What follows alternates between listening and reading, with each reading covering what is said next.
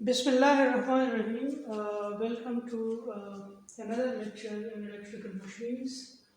So this is our lecture number 4.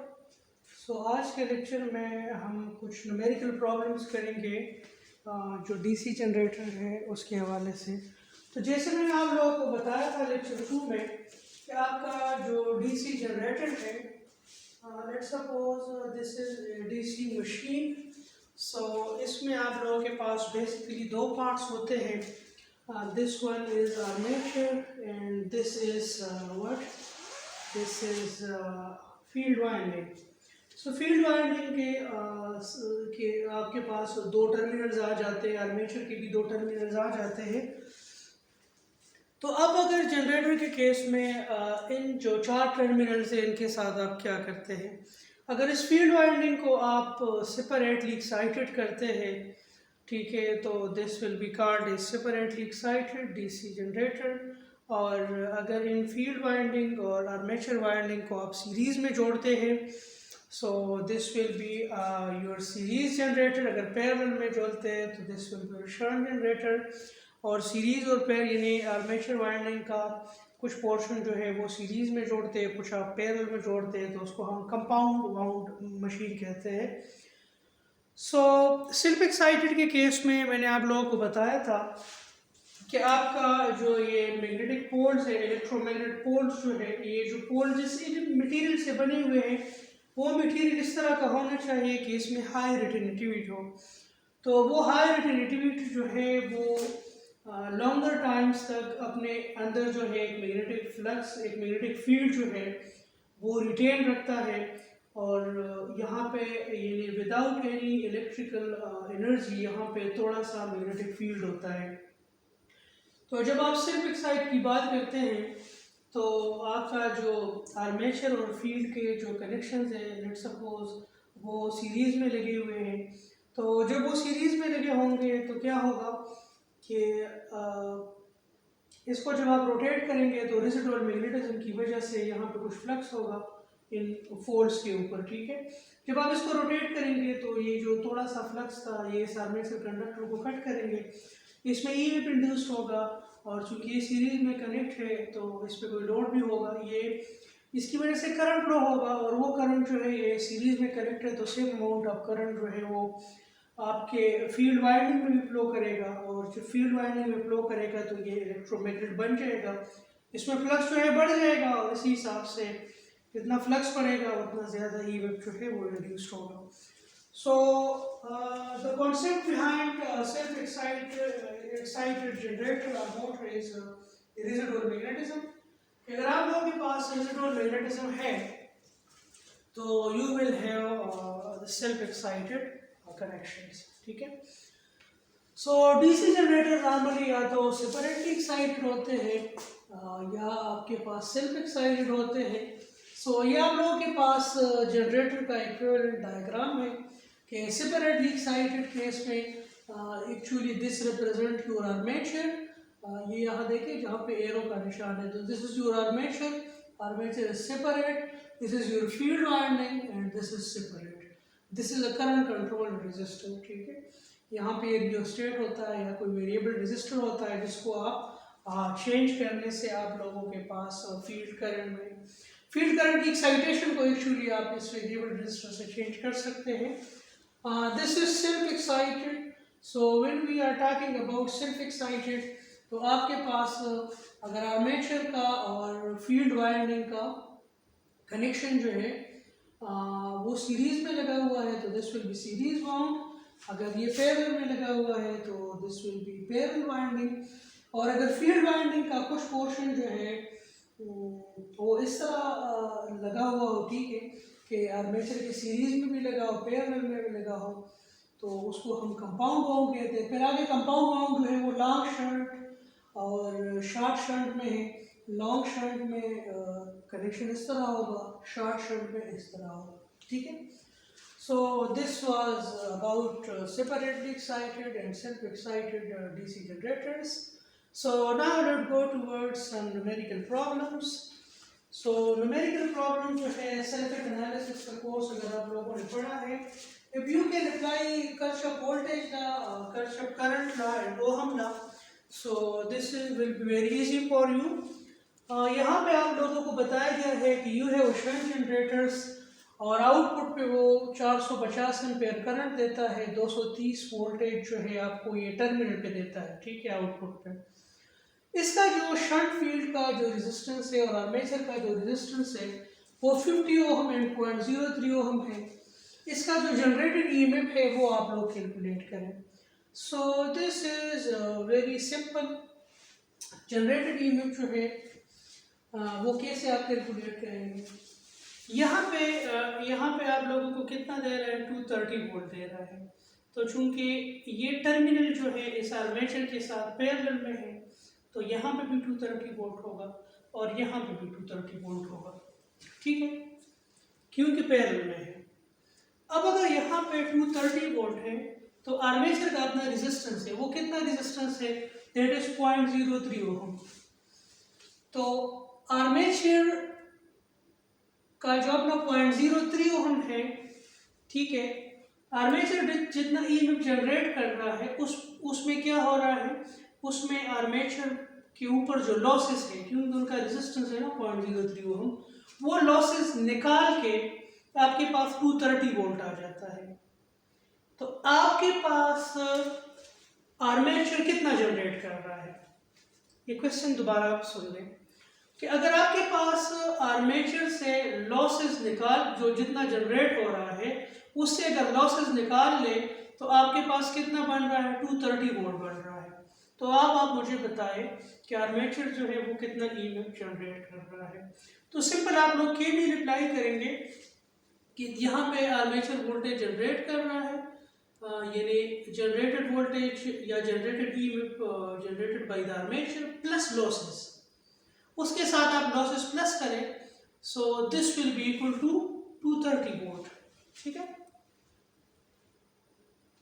Sorry, losses आप minus करें, so this will be equal to 230 volt. तो अब losses कितनी हो रही है, V is equal to I R. R हमारे पास है लेकिन हमें आर की आई करंट की जरूरत है, यानी आर्मेचर से कितना करंट जो है वो निकल रहा है। तो आर्मेचर से जो करंट निकल रहा है वो आपके पास यहाँ पे ये आर्मेचर है, इससे करंट निकल रहा है, तो 450 एम्पेयर करंट इधर आ रहा है और कुछ करंट जो है इधर आ रहा है।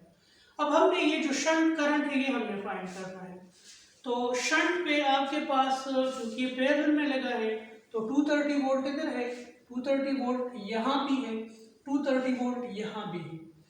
तो 230 वोल्ट को 50 से डिवाइड करें तो यू विल गेट शंट, यानी शंट करंट कितना है, 4.6 एम्पेयर है।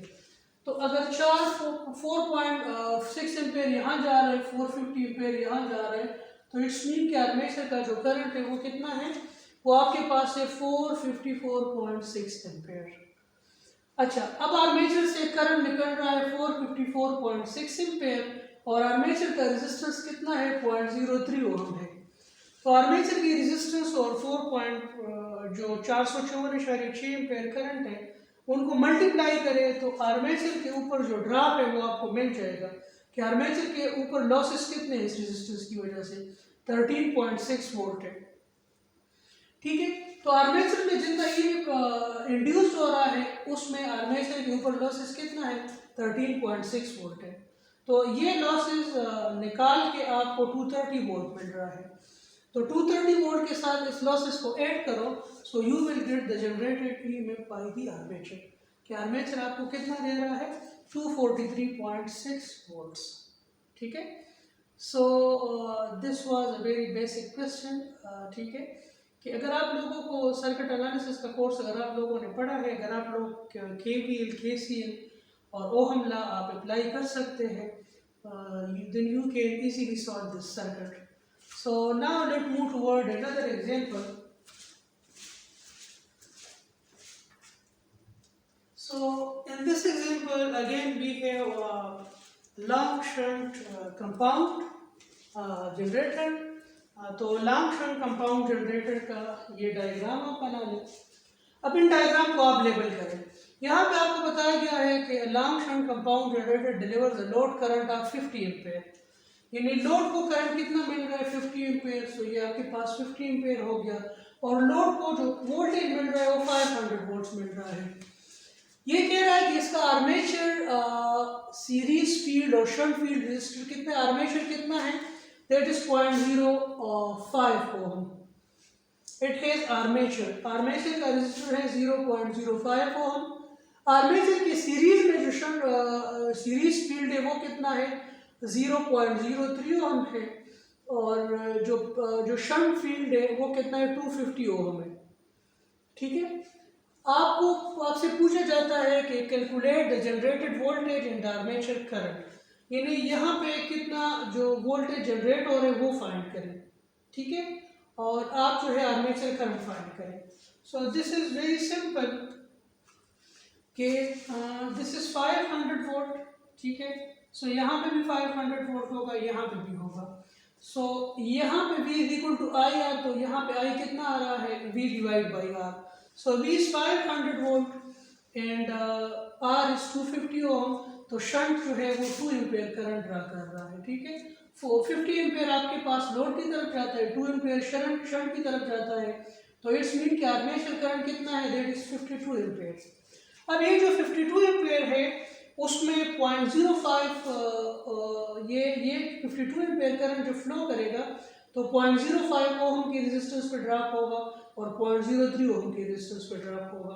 तो इन दो के ऊपर ड्रॉप्स को आप फाइंड करें, 500 वोल्ट के साथ इसको ऐड करें, सो you will get the generated EMF. ठीक है, सो दो ड्रॉप्स हैं, 52 एम्पेयर जो है वो 0.03 रेजिस्टेंस पे से जब फ्लो करेगा तो 1.56 वोल्ट होगा।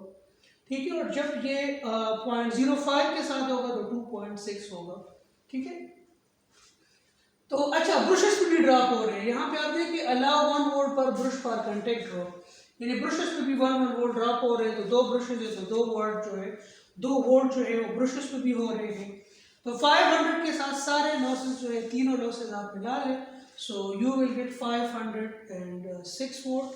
ठीक है, 506.16 वोल्ट। ये इतना जो है इतना आर्मेचर में ईएमएफ जो है वो रिड्यूस हो रहा है, लेकिन चूंकि आर्मेचर की अपनी रेजिस्टेंस है और जो उसके साथ सीरीज में फील्ड वाइंडिंग कनेक्टेड है उसकी अपनी रेजिस्टेंस है, ब्रशेस के ऊपर भी ड्रॉप हो रहा है, तो वो सारे लॉसेस निकाल के यहाँ पे आपके पास कितना बच रहा है, 500 volt. So this was another simple example जहाँ पे शंट की बजाय लॉन्ग शंट जो जनरेटर था वो आप लोगों के पास दिया गया था। अच्छा, पिछला जो केस था वहाँ पे हमें टर्मिनल वोल्टेज गिवन था। ठीक है, मतलब एक जनरेटर जो था वो डिज़ाइन किया गया था। पिछले जो दो एग्जांपल है और ये जो भी हम पढ़ेंगे इसमें डिफरेंस है। पहले दो एग्जांपल के केस में एक जनरेटर जो था वो चल रहा था, उसका टर्मिनल वोल्टेज जो है वो हम मेजर कर रहे थे, टर्मिनल पे जो हमें करंट मिल रहा था वो भी हम मेजर कर रहे थे। वहाँ पे हमें रेजिस्टेंस का भी पता था कि शंट का इतना रेजिस्टेंस है, और उसके बाद सारी कैलकुलेशन के बाद जो है वो जनरेटेड ईएमएफ जो है हम फाइंड करते थे। यहाँ पे ये जो जनरेटेड ईएमएफ है ये डिज़ाइन पॉइंट ऑफ व्यू से है। ठीक है, यानी अगर आप जो है एक जनरेटर जो है डिज़ाइन करना चाहते हैं, ठीक है, आपने उसमें कुछ नंबर आप कंडक्टर्स लगा लिए, आर्मेचर के ऊपर आपने वायरिंग कर ली, नंबर आप पोर्ट्स लेट सपोज आपने 4 रख लिए। ठीक है, फिर जो है आप कहते हैं कि मेरा जो जनरेटेड ईएमएफ है वो 200 वोल्ट होना चाहिए, तो अगर मुझे ये जनरेटेड ईएमएफ मुझे चाहिए तो उसके लिए मैं अपने आर्मेचर को किस स्पीड से रोटेट करूँ। ठीक है, सो ये जो हम अभी पढ़ेंगे ये डिज़ाइन पॉइंट ऑफ व्यू से है कि अगर आपको एक स्पेसिफिक अमाउंट ऑफ वोल्टेज चाहिए, जनरेटेड ईएमएफ चाहिए, तो आप लोग ये कैलकुलेट कर सकते हैं कि उसको आप किस स्पीड से रोटेट कर सकते हैं। ठीक है, सो नॉर्मली जब आप लोगों के पास जब आप जनरेटर डिज़ाइन कर लेते हैं तो Z नॉर्मली कांस्टेंट होता है, P जो है वो भी कांस्टेंट होता है, A भी कांस्टेंट होता है। आप जो है इन को वेरी कर सकते हैं, इन और जो फाई है फ्लक्स है ये दोनों चेंज हो सकते हैं। बाकी total number of armature conductors change नहीं हो सकते once the generator is design. Number of generator poles और नंबर ऑफ पैरेलल पाथ्स जो है ये चेंज नहीं हो सकते। आप सिर्फ रोटेशन को चेंज कर सकते हैं, आप फ्लक्स को चेंज कर सकते हैं, तो फ्लक्स और रोटेशंस को जब आप चेंज करते हैं तो उससे आप ई भी चेंज कर सकते हैं। सो आपके पास जो इंटरनली जनरेटेड ईएमएफ है उनका इक्वेशन क्या है कि EG is equal to 5ZN divided by 60 into P by A. So we don't need to go in the derivation of this equation due to some complexities and due to waste of time. We don't need to know that from where this equation comes. We have only to use this equation, we have to only utilize this equation in our computations. So here EG represents the generated EMF in the armature, phi represents the flux per pole, Z represents the total number of conductors armature, N represents the rotation, the revolutions per minute RPM, 60 is a constant, P represents the number of generated poles, and A represents the number of parallel paths. Keep in mind that the value of A will be always equal to 2 in case of wave wound generator, and it will be equal to the number of poles in case of lap wound generators. Okay? So you have to keep in mind these important things, and you have to memorize the formula. Maybe I will give you the formula in exam, but probably the chances are very less. So now it comes to a simple example utilizing the previous equation. So we have a 4-pole generator having wave wound armature. So the armature is wave wounding, so it's mean the number of parallel paths, meaning the value of A is equal to 2. It has 51 slots containing 20 conductors, 51 slot, and every slot containing 20 conductors. So the total number of conductors is 51 into 20. Total number of conductors is how much? 51 into 20, because you have 51 slots and every slots contain 20 conductors. So the total number of conductors are 51 into 20. What will be the voltage generated in the machine when driven at 1500 RPM, assuming the flux per pole to be 7 milliweber? So all the data is given, flux is given, number of conductors are given, speed is given, number of poles are 4, and number of parallel paths, as it is a wave wound generator, so A will be true. So putting all these values in this equation and compute, so it will comes out that 178.54. So if these are the specification of a generator and you are going to run this generator at 1500 RPM, so the generator EMF will be 178.5 volt. So this was another simple example. Now let's move toward another example. So this is a very good example. Actually, this example demonstrates that if you required same voltage from the lap winding and wave winding, then at the cost of reduction in speed, you can obtain the voltage, the same voltage from the wave wound generator. Okay, so you have 8-pole DC generator. So number of poles 8. It has 50 armature conductors. So number of Z is equal to 500, and a useful flux in phi is equal to 0.05. What will be the EMF generated? So you have to find the EG. If it is lap connected, so in case of lap connected, A will be equal to 8. Okay, and runs at 12,000 RPM. So N is given. So you have to calculate EG. So by utilizing the previous equation, EG is equal to phi Z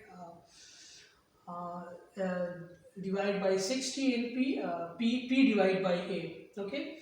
So by utilizing this equation, we can obtain E is equal to 500 volt. Okay. So now if it is a wave wound generator, so what will be the speed if we are obtaining the same generated voltage, which is 500 volt? So यहाँ पे P जो है 8 है, A आपके पास 2 हो जाएगा, ठीक है? A आपके पास क्या हो जाएगा? 2 हो जाएगा, क्योंकि A is your number of parallel paths. तो parallel paths lap winding के केस में नंबर ऑफ पोल्स के बराबर होते हैं, और वेव वाइंडिंग के केस में ये आपके पास किस चीज के बराबर होते हैं? So you have to put all the data in this equation. This is the equation. आपने सारा डेटा इस इक्वेशन में डाल देना है, ठीक है. दिस इज द इक्वेशन, ठीक है. इस इक्वेशन में डाल देना है. आपको सारी चीजें गिवन है. फ्लक्स गिवन है, जी गिवन है, एन गिवन है, पी गिवन है, ए गिवन है. आपने ई जी फाइंड करना है. तो ई जी आप लोगों के पास कितना आ गया? 500 वोल्ट आ गया पहले पार्ट में. दूसरे पार्ट में आप लोगों से ये पूछा गया है कि आप स्पीड कैलकुलेट करें अगर ये जनरेटर जो है वेव बाउंड हो और उससे हम 500 वोल्ट्स लेना चाहते हैं. तो अगेन वही चीज़ें पुट करें और यहाँ पे इन आप कंप्यूट कर लेंगे. So it is very simple.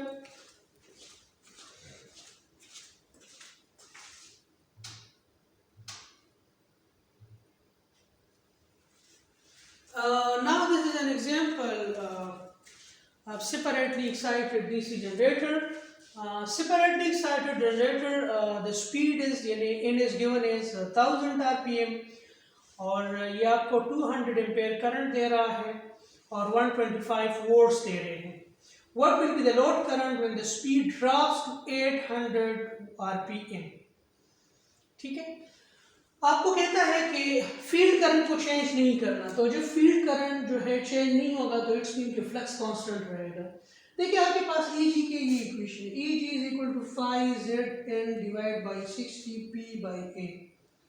ठीक है.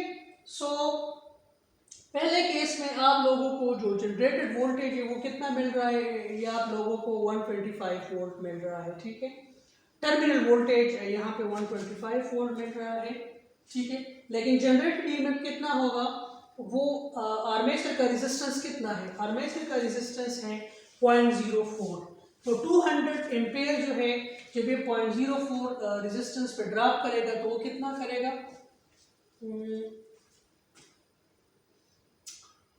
ये करेगा 200 इंटू 0.04. ठीक है. और ब्रश के ऊपर जो ड्रॉप है वो कितना है? Just a minute. ब्रश के ऊपर ड्रॉप है 2 वोल्ट्स. तो ब्रश के ऊपर 2 वोल्ट का ड्रॉप और इसका जो इंटरनल लॉस है वो कितना है? वो आपके पास 200.04. तो ये EG के साथ इस 125 टर्मिनल वोल्टेज के साथ मिलाए तो यू विल गेट 135 वोल्ट. तो इस केस में आपके पास जो जनरेटेड ईएमएफ है वो 135 वोल्ट है. ठीक है. अब आप लोगों से बताया गया कि स्पीड अचानक जो है वो कम हो गया. पहले स्पीड कितना था? 1000 आरपीएम था. अब स्पीड जो है वो कितना हो गया? 800 आरपीएम हो गया. सो जब स्पीड कम हो गया तो उस केस में फिर आप लोग जो है जनरेटेड ईएमएफ आप लोग कैलकुलेट करें. सो उस केस में आप जनरेटेड ईएमएफ कैसे कैलकुलेट करेंगे? सिंपल. देखिए जनरेटेड ईएमएफ का ये इक्वेशन है कि EG is equal to 5ZN 60 into P by A. ठीक है. अच्छा, पहले केस में EG1 is equal to 51Z1N1 divide by 60 P by A. EG2 क्या होगा? 52Z2 into. अब ये सारी चीजें कांस्टेंट है. 1 कांस्टेंट है. क्यों? क्योंकि फील्ड करंट कांस्टेंट है. ठीक है. Z कांस्टेंट है, नंबर ऑफ कंडक्टर कांस्टेंट है, PA, ये सारी चीजें कांस्टेंट है.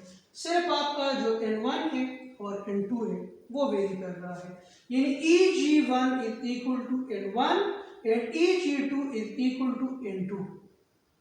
ठीक है. EG1 is equal to what? N1 and EG2. अब इधर अगर EG1 का ये इक्वेशन हो गया, EG2 का ये हो गया. ठीक है. अब EG2 को EG1 पे डिवाइड करें तो चूंकि फ्लक्स phi1 और phi2 सेम है तो ये कैंसिल हो जाएगा. Z1 और Z2 सेम है तो कैंसिल हो जाएगा. P बाई A के साथ कैंसिल हो जाएगा. 60 से के साथ कैंसिल हो जाएगा. सो you will get what? EG2 into divide by EG1 N1. So you have to find EG2. So multiply both side by EG1. तो यहाँ पे EG1 मल्टीप्लाई करें. So N2 कितना है? N2 800 है डिवाइड बाई N1 1000 है. EG1 135 है. So you will get EG2. It comes out to be 108 volt. ठीक है. ये कितना आ जाएगा? 108 वोल्ट आ जाएगा. सो ये अब साफ नहीं हो रहा, इसको किसी और तरीके से साफ करें, इसको रहने दें. अच्छा, so this was all about the generated EMF, ठीक है। सो अगर आपके पास स्पीड जो है वो ड्रॉप हो जाता है तो द जनरेटेड वोल्टेज जो है वो आपके पास ड्रॉप हो जाएगा और 135 से कहाँ पे चला जाएगा, 108 पे चला जाएगा।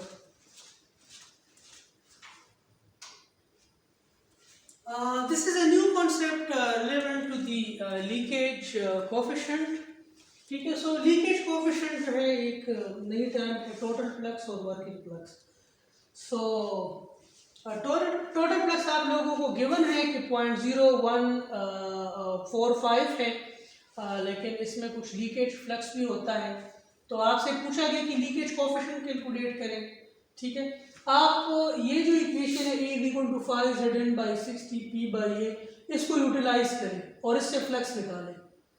तो देखिए 4 पोल है तो P आपको केवल P की जगह 4 पुट करेंगे, रन 750 इनकी जगह कितना पुट करेंगे 750, ईएमएफ कितना जनरेट कर रहा है 240, यहाँ पे 240। The armature is wave connected, तो wave connected A = 2 and has 790 conductor, Z की जगह 790 हो जाएगा। तो फ्लक्स फाइंड कर, फ्लक्स जब आपने फाइंड किया तो कितना आ गया 0.0121 आ गया। ये वर्किंग फ्लक्स है, ये टोटल फ्लक्स है। तो टोटल फ्लक्स और वर्किंग फ्लक्स का रेशो निकाला, so this is leakage coefficient, ठीक है। सो इसमें सच कोई घबराने की बात नहीं है, you can calculate it very easily. So this is the last example of this lecture.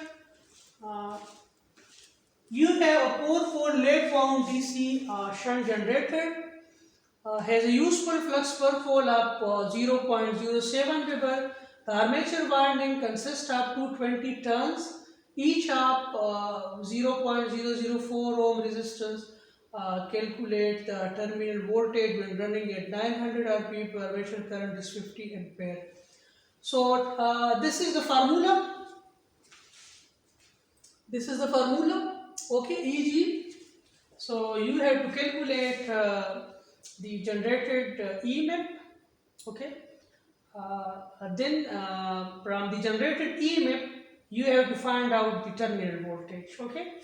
So terminal voltage क्या होगा कि यहाँ पे जो EMF जनरेट हो रहा है उससे लॉसेस निकालो। कौन कौन से लॉसेस निकालो, आर्मेचर के ऊपर लॉस हो रहा है और ब्रशेस का लॉस ये कह रहा है कि नेग्लेक्ट कर दो। तो जनरेटेड ईएमएफ निकालो, उससे ब्रश आर्मेचर का लॉस माइनस करो, so you will get determinant voltage, okay. And we have to calculate determinant voltage. Terminal voltage कैसे निकालेंगे, यहाँ जनरेटेड ईएमएफ निकालो और उससे आर्मेचर का जितनी रेजिस्टेंस है उस पर जो लॉस हो रहा है वो निकालो, तो आपके पास क्या आ जाएगा, टर्मिनल वोल्टेज आ जाएगा। सो EG = 5Zn/60P/A। तो फ्लक्स आपके पास कितना है 0.07 है। Z कितना है, you have 220 conductors, you have 220 turns, ठीक है। तो 220 टर्न्स और एक टर्न में 2 कंडक्टर है, सो यू विल गेट 440 टर्न्स। ये इन्होंने पूरी कैलकुलेशन में गलती की है, 440 है, ठीक है, इधर 440 लिखा हुआ है। और इन जो है स्पीड कितना है, स्पीड इज 900 rpm, सो यहाँ 900 rpm पुट करने डिवाइड बाई 60। और ये चूंकि लेग बाउंड है तो P नंबर ऑफ पोल्स भी 4 है और नंबर ऑफ पैरेलल पाथ्स भी 4 है, इसको कंप्यूट करें, सो you will gate 462 volt. So this is the generated EMF. अब आर्मेचर का रेजिस्टेंस जो है वो आप लोगों ने कैलकुलेट करना है। सो टोटल कंडक्टर्स कितने हैं, 220 टर्न्स है। सो हर टर्न का रेजिस्टेंस कितना है 0.04 है। तो 220 टर्न्स को 0.04 से मल्टीप्लाई करें तो टोटल रेजिस्टेंस कितना है 0.88 है। अब आपके पास नंबर ऑफ पैरेलल पाथ्स कितने हैं, 4 है, यानी हर एक पाथ में आपके पास कितना आएगा 0.22 ओम का रेजिस्टेंस आएगा, क्योंकि टोटल का 0.88 है। आपके पास नंबर ऑफ पैरेलल पाथ्स जो है वो कितने हैं 4 है, तो हर एक पाथ का 0.22 आएगा, ठीक है। सो जब आपके पास हर एक पाथ का 0.22 आएगा तो हर एक पाथ में कितने कंडक्टर्स है, हर एक पाथ में 4 कंडक्टर्स है, ठीक है। सो जब आपके पास हर एक पाथ में 4 कंडक्टर्स है तो आर्मेचर का रेजिस्टेंस कितना होगा 0.055। तो आपके पास आर्मेचर का करंट कितना है, 50 एम्पेयर है। 50 एम्पेयर को 0.055 से मल्टीप्लाई करें, सो यू विल गेट 2.75 ओम। ठीक है, ये ओम नहीं होगा, सॉरी, ये वोल्टेज होगा। तो आपके पास जितना ईएमएफ इंड्यूस हो रहा है वो कितना है, 462 वोल्ट है, उससे 2.75 निकाले, सो you will gate 459.25 volts. So this is the terminal voltage. ठीक है, सो आज के लेक्चर में हम लोगों ने देखा कि अगर आप लोगों को टर्मिनल वोल्टेज गिवन हो, आप लोगों को आर्मेचर करंट भी गिवन हो, रेजिस्टेंस आर्मेचर का गिवन हो, तो आप लोग जनरेटेड ईएमएफ फाइंड कर सकते हैं, आप टर्मिनल वोल्टेज फाइंड कर सकते हैं। So these are very important examples, पर MCQs पॉइंट ऑफ व्यू से भी बहुत important है, और इससे आपके फाइनल पेपर में भी कीप इन माइंड कि ऐसे इससे मिलते जुलते आपके पास आएंगे। In I will give a combination of such type of numerical problems. Numerical problems book से कॉपी पेस्ट नहीं होगा, ये इनोवेटिव क्वेश्चंस होंगे। ठीक है, मैं खुद से बनाऊंगा। जस्ट आप लोगों का कॉन्सेप्ट जो है वो क्लियर होना चाहिए। सो आज के लेक्चर 4 में इतना ही। जिंदा रहे इंशाल्लाह, तो नेक्स्ट लेक्चर में मिलेंगे। ओके जी, अल्लाह हाफिज़।